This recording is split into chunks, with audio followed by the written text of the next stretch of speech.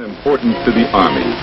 Here at the Transportation Center at Fort Eustis, there are some 41 miles of railroad track, and within this system, the center is capable of teaching every aspect of railroad operation.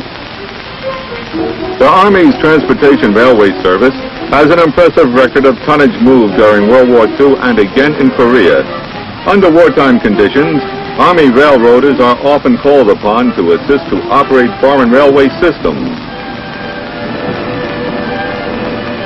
Although most of the world's railroads use diesel-electric locomotives, our military railwaymen must be able not only to operate these trains, but must learn as much as possible about the different types of railway equipment which they may encounter.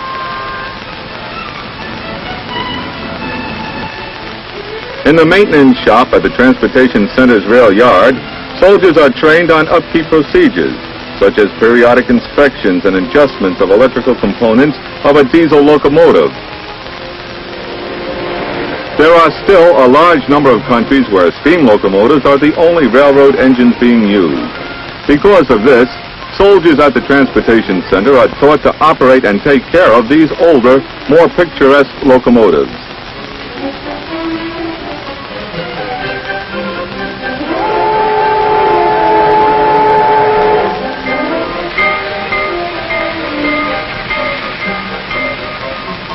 Transportation rail units have locomotive engineers, brakemen, conductors, and even skilled repairmen who are capable of repairing everything from a leaky steam locomotive boiler to a broken car wheel.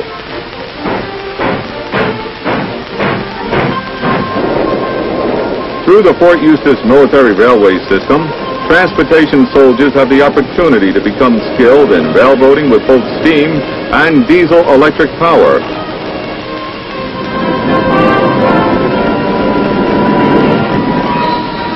These highly trained Army railroaders are essential to the movement of large contingents of troops and endless shipments of heavy military material.